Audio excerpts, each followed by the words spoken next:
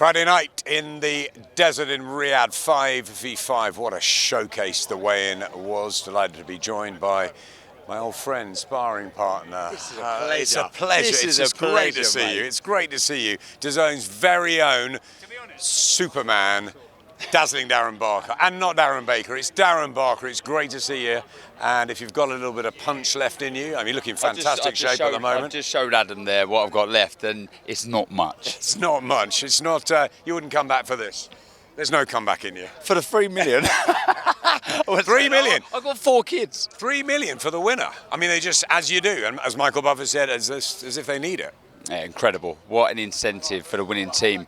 But I am pumped. You know, it was huge 2 weeks ago, Fury-Usyk. Then we had Taylor Catterall back home in Leeds. And this one comes along, and you're just reminded instantly how special, how unique this show is. I mean, this is groundbreaking. This is boxing's Ryder Cup. This is people in the venue. This is people at home tallying up their scores, projecting their scores.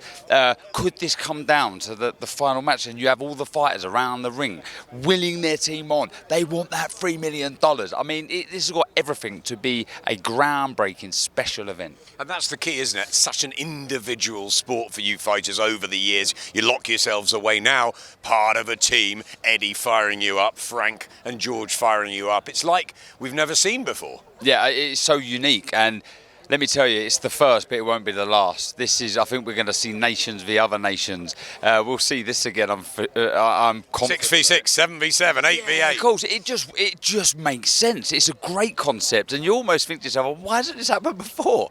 You know, it's brilliant. And the fights, let's talk about the fights. They are fantastic. They are real 50-50. They really are, aren't they? You know, my score has changed throughout the week.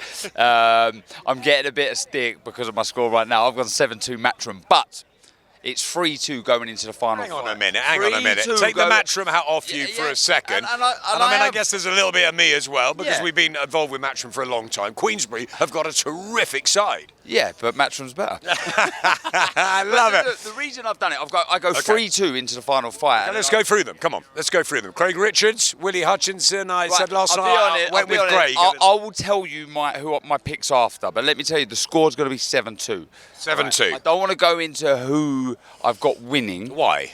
Well, I'm on the broadcast tomorrow. I'm commentating, but I'll make it. You'll tell me after. I'll tell you after. But it's 7-2. But I have got it going to the last fight, and I've got Wilder beating Zhang. I'll give you that. So I've got him stopping Zhang. I like what I'm hearing. I'm not completely sold, but if Wilder wins this fight, he wins by stoppage. He wins by a knockout. The 214 pounds fighter nearly giving 70 pounds away. That's extraordinary. It's 280 odd to 214. Crazy. And I must say, Zhang looks good. It's probably the best I've seen him. But I just think he's got one more fight in him. You could see Wilder win this and just sail off into the sunset. Last fight, wins it, that's it. I thought Wilder looked phenomenal on the scales, actually. Zhang, I'm not sure, didn't look as good to me, but I tell you what, it really is just a fantastic night where you don't know. It's going to seesaw. As Darren said, the teams, the promoters at the side, the scores changing all the time, like we haven't witnessed before. Richards, Hutchinson, and the other one, Ball and Ford. Yeah. That's a really interesting fight. Yeah, they're real pick 'em fights. I fancy. And two different styles, aren't they? Ball and Ford. Two different styles, and I'm really intrigued by my old division. Amo Williams and Hamza Sheeraz. I think that's a great fight with the pot of gold being huge. You know, potential world title shot next. So there's just so much on offer here. It really is good. This is right up your street. I know you like your golf. You know, this is, like I say, like boxing's Ryder Cup, where everyone can get involved. You know, I love my golf, and you're playing. I hear you played today again, Darren. Badly. If you come and play golf with me, you never hear the number 4 shouted out as much as it does when I'm playing. But yeah, it's a brilliant. I can't wait. It's what I like. I go back to when I was first told about this event happening and how excited I am. That excitement has just grown. It's gone through the roof. So give me that first bell, Adam. Former world champion at 11 stone 6 middleweight. That's the key one. Hamza Sheeraz, captain of Queensberry. Amo Williams, dressed to the eyeballs today. Fantastic outfit. Looks so pumped up. Hamza Sheeraz, though, Darren, you're a purist, you're an assessor, technical fighter yourself. He's pretty special, isn't he, Sheeraz? Very, very good. Very good. We will find out who's ready for that next step. I like what I'm seeing from Williams, though. Amo Williams, sometimes a little complacent, starts a little slow, and I think we need to see him fired up as we did today at the weigh-in. But yeah, Hamza Sheeraz, cool, calm, collective.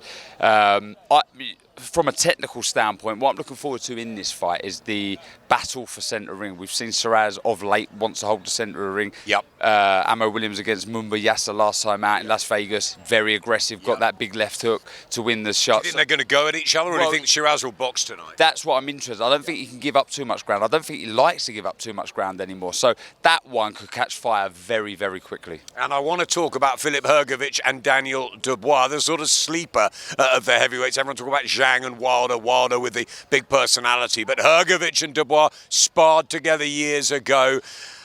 Dubois, in many ways, a more experienced professional. Hrgovic with the amateur pedigree and all the attributes. And the post-fight interviews, or the post-weigh-in interviews up there were extraordinary, weren't they? No words, really. They're going to smash each other. It's as simple as that. Is it going to be a show stealer, do you think, that one? Do you think that could be a good one? Potentially.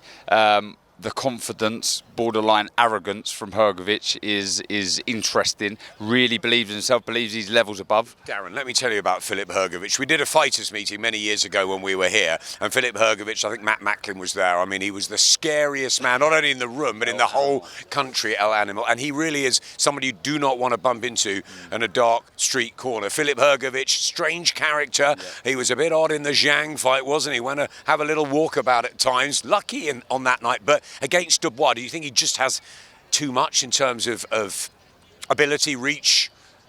I think so. I do think he has that in abundance. We're yet to see it 100% and fully committed to a fight, and that is why you'd have him favourite. For me, body language is key in this. I think it's so important for Dubois to get in this fight early and say, look, this spar happened a long time ago. I'm a man now. I'm the experienced one here at that level. This is my fight. You're not going to beat me. So I expect Dubois to be on Hrgovic, but will he walk onto something?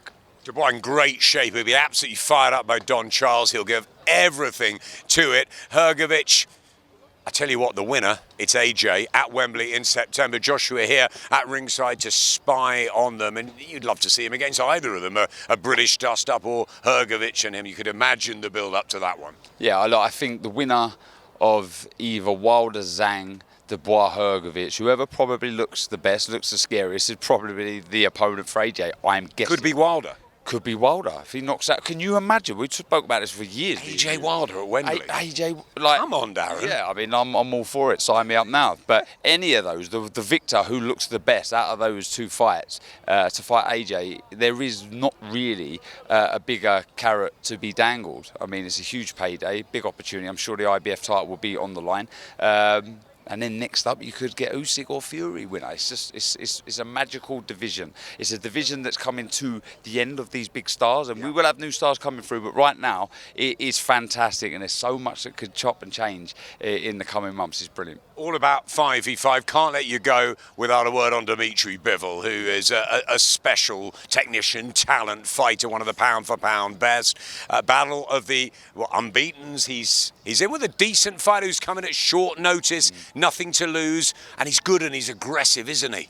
Yeah, very, very interesting fight this. I have Bivol, a big favourite, but Malik Zinad has got the opportunity to be Libya's first ever world champion. He believes in himself, he's got a lot of confidence. Spent a lot of time in Britain, hasn't he, as well? Spent a lot of time in Britain, knows the game, he's game. But the issue for me with Zinad is he's very good, technically sound, but he's in there with someone who's technically sound, I don't know what the word is. Elite. Elite at doing the basics very well. So will he come up short that way? You know, but if the favourite always won in sport, not just boxing, it would be boring, wouldn't it?